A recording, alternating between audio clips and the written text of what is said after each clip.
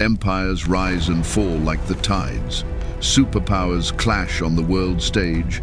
Leaders make decrees that shape history. And we, the inhabitants of this spinning globe, watch and wonder what comes next. We see the chaos, the alliances, the rumors of wars, and the relentless march of time, and it can feel like a story without an author, a ship without a rudder. But what if I told you that the entire roadmap of human history, from the golden age of Babylon to the iron grip of Rome, from the coming of the Messiah to the final rise of the Antichrist, was written down with perfect, terrifying precision over 2,500 years ago?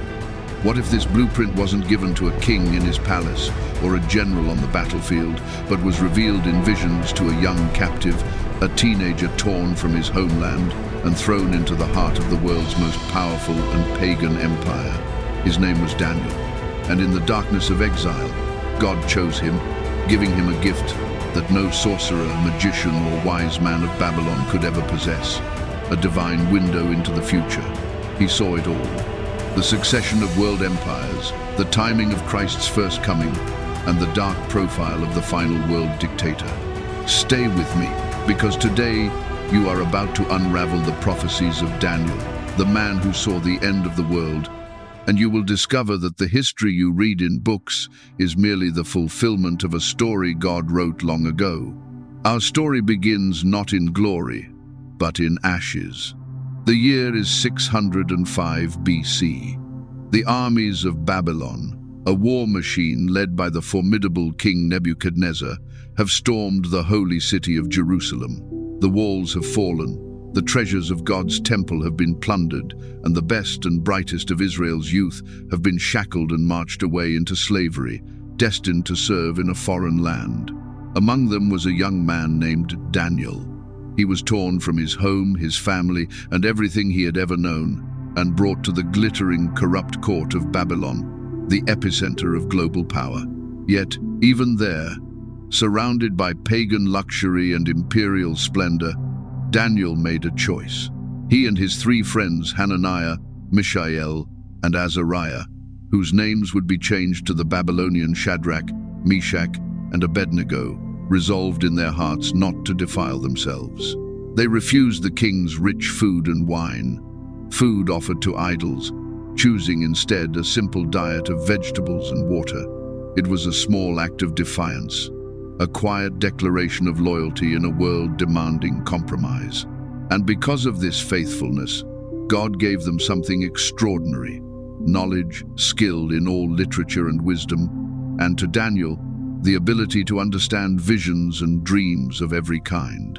This divine gift would soon be put to the ultimate test. It all began with a sleepless night.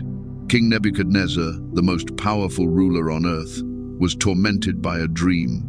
It left him so terrified that his spirit was troubled, and his sleep left him. He summoned all the magicians, enchanters, sorcerers, and astrologers of Babylon. His demand was impossible, a test of authenticity designed to expose them all as frauds. He commanded them not only to interpret his dream, but to first tell him what the dream was, without him revealing it. Panic swept through the court. The wise men were stunned. "There is not a man on earth who can do what the king asks," they protested. Enraged, the king ordered the execution of every wise man in Babylon, including Daniel and his friends. When the soldiers came for them, Daniel, with wisdom and tact, asked for one night. He went to his friends, and they did the only thing they could. They prayed. They pleaded with the God of heaven for mercy. And in the darkness of that night, the God who sees all things revealed the secret to Daniel in a vision. The next day, Daniel stood before the most powerful man in the world. With the authority of heaven itself, he didn't just save his own life. He unveiled a revelation that would map the entire course of world history. "You, O king, were watching," Daniel began, "and behold, a great image. This great image, whose splendor was excellent, stood before you, and its form was awesome." He described a colossal statue with a head of pure gold, its chest and arms of silver, its belly and thighs of bronze, its legs of iron, and its feet a strange, unstable mixture of iron and clay. Then Daniel described the dream's cataclysmic finale: a stone, cut out without hands, struck the statue on its feet of iron and clay and crushed them. The entire statue, the gold, silver, bronze, iron, and clay, crumbled into dust, blown away by the wind like chaff, leaving no trace. But the stone that struck the image became a great mountain and filled the whole earth. Nebuchadnezzar listened, mesmerized. This was his dream, revealed in perfect detail. But what did it mean? Daniel began to unravel the divine blueprint of history. "You, O king," he declared, "are this head of gold." Babylon, in all its glory and absolute power, was the first kingdom. But its reign was not eternal. "But after you shall arise another kingdom inferior to you." This was the chest and arms of silver. It wasn't just one nation, but two arms, two mighty forces bound together, the Medes and the Persians. History confirms this with chilling precision. The Medo-Persian Empire, united under Cyrus the Great, would conquer Babylon. After them, a third kingdom, the belly and thighs of bronze, would rule over all the earth. This represented the Empire of Greece, which, under the leadership of Alexander the Great, would sweep across the known world with lightning speed, conquering the mighty Persian Empire. Then came the fourth kingdom, the legs of iron. "The fourth kingdom shall be as strong as iron," Daniel explained, "inasmuch as iron breaks in pieces and shatters everything." This was the Roman Empire. Its military might was unmatched, its legions crushing all opposition. And just as the statue had two legs, the Roman Empire would eventually split into two parts: the Western Empire based in Rome and the Eastern Empire in Constantinople. But the prophecy didn't end there. It extended down to the very end of days, to the feet and toes of the statue. This final world empire would be a bizarre mixture of iron and clay. It would have the strength of iron, a remnant of the Roman system, but it would be brittle and divided, symbolized by the clay. "They will mingle with the seed of men," Daniel said. "But they will not adhere to one another, just as iron does not mix with clay." This speaks of a final confederation of nations, a revived Roman system that attempts to unify but remains inherently fractured and unstable. It is a portrait of our modern world, filled with fragile alliances and deep divisions, a global system striving for unity but destined for collapse. And then, the climax, the stone cut without hands. Daniel revealed, "In the days of these kings, the God of heaven will set up a kingdom which shall never be destroyed. It shall break in pieces and consume all these kingdoms, and it shall stand forever." This stone is none other than the Messiah, Jesus Christ, and his divine kingdom. It is not a kingdom made by human hands or political maneuvering. It comes from God himself, and it will utterly smash the final world system, replacing all human empires with an eternal reign of peace and righteousness. In one dream, God laid out the entire timeline of the Gentile world powers, from Daniel's day until the second coming of Christ.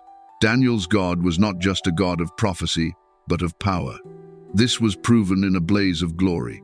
King Nebuchadnezzar, in an act of supreme arrogance, built a golden image 90 feet high. He then issued a decree. When the sound of music played, everyone in the empire, from every nation and language, must fall down and worship the golden statue. The penalty for refusal was immediate and horrifying, to be thrown into a blazing fiery furnace. This was the ultimate loyalty test. It was the ancient world's version of "Caesar is Lord." But Shadrach, Meshach, and Abednego would not bow. Their loyalty was to God alone. When they were dragged before the furious king, their response echoed with unwavering faith.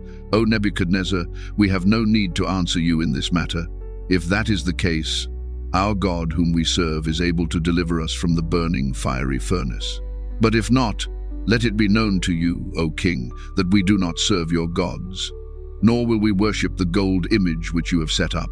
Enraged, Nebuchadnezzar ordered the furnace to be heated 7 times hotter than usual. The flames were so intense they killed the soldiers who threw the 3 men in. The king leaned in, peering into the inferno, expecting to see charred remains. But what he saw made him leap to his feet in astonishment. "Did we not cast 3 men bound into the midst of the fire?" he cried out. "Look, I see 4 men loose, walking in the midst of the fire, and they are not hurt, and the form of the 4th is like the Son of God." In the very heart of the fire, the King of Kings, Jesus Christ himself, stood with his faithful servants, delivering them from the flames. That day, the most powerful man on earth was forced to declare that there was no other God who could deliver like this. Yet, pride is a stubborn root. Nebuchadnezzar, despite witnessing this miracle, fell back into arrogance. He had another dream, this time of a colossal tree that reached to the heavens, providing shelter for all. Then, a holy messenger from heaven commanded that the tree be chopped down, its branches stripped, leaving only a stump in the ground, bound with iron and bronze. The messenger declared that the one represented by the tree would have his heart changed from a man's to that of a beast for 7 years, in order that the living may know that the Most High rules in the kingdom of men. Daniel, with a heavy heart, interpreted the dream. The tree was Nebuchadnezzar himself. Because of his pride, God would humble him. He would be driven from human society, live like an animal, and eat grass like an ox for 7 years, until he acknowledged God's absolute sovereignty. A year later, as the king stood on the roof of his palace, boasting about this great Babylon that I have built, by my mighty power and for the honor of my majesty, the prophecy was instantly fulfilled. His sanity left him, and for 7 years, the world's most powerful king lived as a wild beast. Only when he finally lifted his eyes to heaven and praised the Most High did his sanity return. He learned the hard way that even the greatest human ruler is nothing before the King of the universe. The years passed. Nebuchadnezzar died, and his grandson Belshazzar sat on the throne. One fateful night, Belshazzar threw a lavish banquet for 1,000 of his nobles. In a drunken, blasphemous act of defiance, he ordered the sacred gold and silver vessels that Nebuchadnezzar had looted from God's temple in Jerusalem to be brought out. He and his lords, his wives, and his concubines drank wine from them, toasting their idols of gold and silver, bronze and iron, wood and stone. At that moment of supreme sacrilege, a terrifying spectacle unfolded. The fingers of a man's hand appeared, writing on the plaster of the palace wall. The king's face turned pale, his knees knocked together, and he cried out in terror. Once again, the wise men of Babylon were powerless. Finally, the queen remembered the old prophet Daniel. Daniel, now an old man, was brought before the terrified court. He fearlessly rebuked the king for his pride and his blasphemy against the God of heaven. Then he read the cryptic message, Min, Main Ni, Tikal, Upharsin, and he gave the interpretation. Min, God has numbered your kingdom and finished it. Tikal, you have been weighed in the balances and found wanting. Peers, your kingdom has been divided and given to the Medes and Persians. Even as Daniel spoke these words of doom, the prophecy was coming to pass. The armies of Cyrus the Great, king of Persia, had secretly diverted the Euphrates River, which flowed through Babylon, and were marching into the city on the dry riverbed. The city's massive bronze gates had been left unlocked. God himself had opened the way. That very night, Belshazzar, the king of Babylon, was slain. The head of gold had fallen, and the chest and arms of silver, the Medo-Persian Empire, had taken its place. Under the new regime of Darius the Mede, Daniel's exceptional spirit once again brought him to a position of high honor. He was set to be placed in charge of the entire realm. But his promotion fueled intense jealousy among the other officials. They couldn't find any fault in his conduct, so they devised a wicked plan to trap him using his own faithfulness. They persuaded King Darius to sign an unbreakable decree. For 30 days, anyone who prayed to any god or man other than the king would be thrown into the den of lions. Daniel knew about the decree, but it changed nothing. 3 times a day, just as he had always done, he went to his room, opened his windows toward Jerusalem, knelt down, and prayed to his God. His enemies caught him and gleefully reported him to the king. Darius was devastated. He had been tricked into condemning his most trusted advisor. But the law of the Medes and Persians could not be altered. Heartbroken, The king gave the order. As Daniel was cast into the den of lions, the king's last words to him were, "Your God, whom you serve continually, he will deliver you." A stone was placed over the mouth of the den, sealed with the king's own ring. The king spent a sleepless night, fasting and grieving. At the first light of dawn, he rushed to the den and cried out in anguish, "Daniel, servant of the living God, has your God been able to deliver you from the lions?" And out of the darkness of the pit, a voice replied, "O king, live forever. My God sent his angel and shut the lions' mouths, so that they have not hurt me." Daniel was lifted out, completely unharmed. Then the king commanded that the men who had maliciously accused Daniel, along with their wives and children, be cast into the same den. Before they even reached the bottom, the lions overpowered them and broke all their bones in pieces. These stories are not just tales of faith, they are demonstrations of God's sovereignty over the mightiest human empires. But God revealed even more to Daniel. Visions that paralleled the statue but added terrifying new layers of detail. In a vision, Daniel saw 4 monstrous beasts emerge from the stormy sea. The first was like a lion with eagle's wings, Babylon. The second was a bear, raised up on one side, with 3 ribs in its mouth, Medo-Persia, with Persia dominating the partnership, and its 3 ribs representing its great conquests of Lydia, Babylon, and Egypt. The third beast was a leopard with 4 wings and 4 heads, representing the speed of Alexander the Great's conquest of Greece and the subsequent division of his empire among his 4 generals. Then came the 4th beast. It was dreadful and terrible, exceedingly strong. It had huge iron teeth. It was devouring, breaking in pieces, and trampling the residue with its feet. This was Rome. But as Daniel watched, he saw something else emerge from this beast. A little horn. This figure was different. It had the eyes of a man and a mouth speaking pompous words. It uprooted 3 of the other horns. This little horn represents the final world dictator, the Antichrist. Daniel's vision described his character. He will wage war against the saints and persecute them. He will speak blasphemies against the Most High, and he will intend to change times and law. But just as this dark figure reaches the height of his power, the vision shifts to the courtroom of heaven. Daniel saw the Ancient of Days, God the Father, seated on a throne of fiery flame. The court was seated, and the books were opened. The little horn was judged, slain, and its body destroyed and thrown into the fire. Then Daniel saw one like the Son of Man, Jesus Christ, coming with the clouds of heaven. He was brought before the Ancient of Days, and to him was given dominion and glory and a kingdom, that all peoples, nations, and languages should serve him. His dominion is an everlasting dominion, which shall not pass away. Later, another vision gave Daniel an even more precise focus. He saw a ram with 2 horns, one taller than the other, charging powerfully in every direction. This, the angel Gabriel explained, was the kings of Media and Persia. Then, a male goat with a single, prominent horn between its eyes came flying from the west, moving so fast its feet didn't touch the ground. It struck the ram with furious power, shattering its horns and trampling it.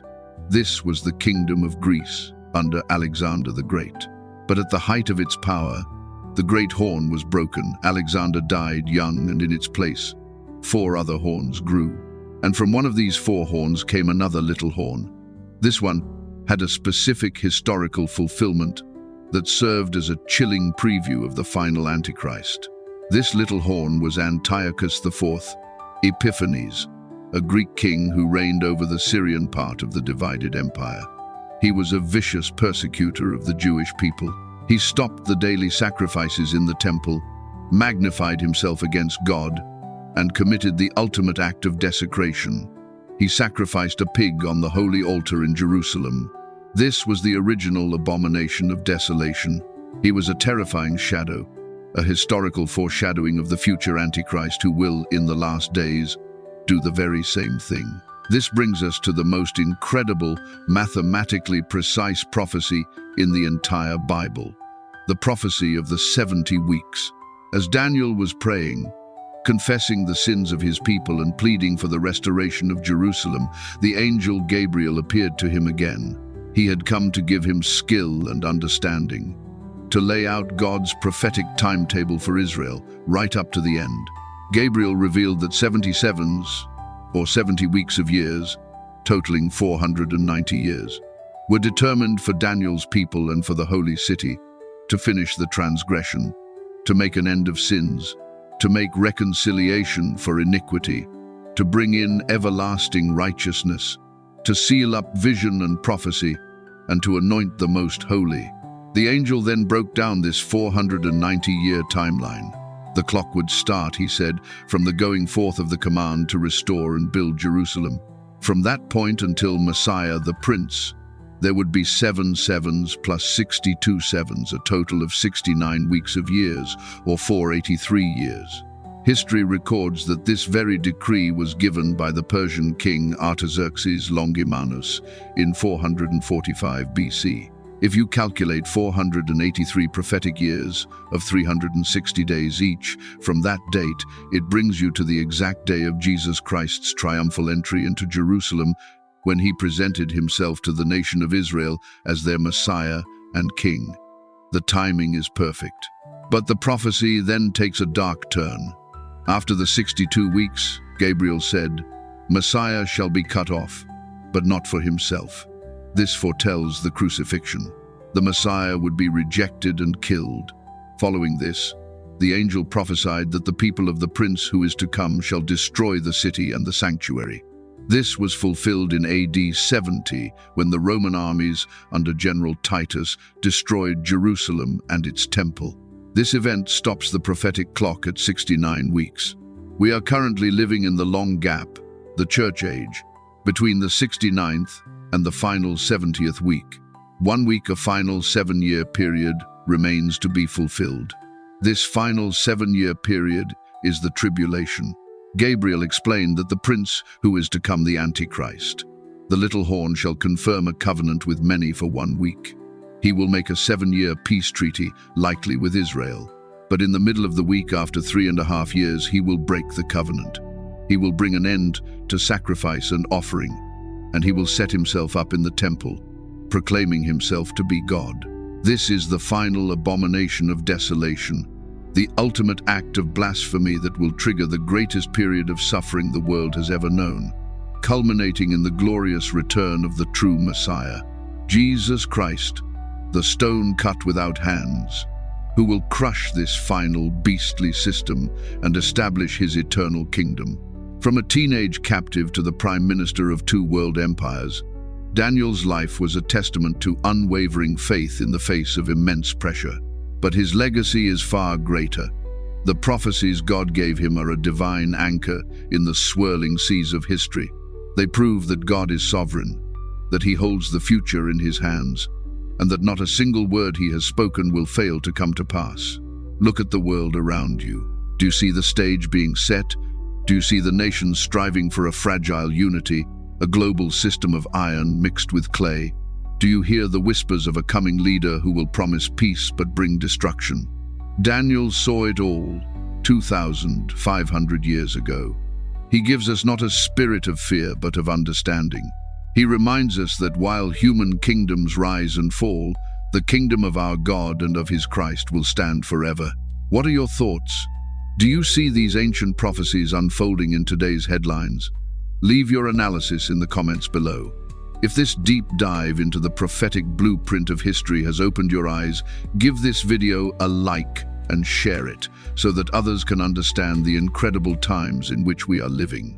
And be sure to subscribe and hit the notification bell, because our journey into prophecy is far from over. In our next exploration, we will uncover the 7 keys Daniel gave us for identifying the Antichrist himself. You won't want to miss it. Blessings.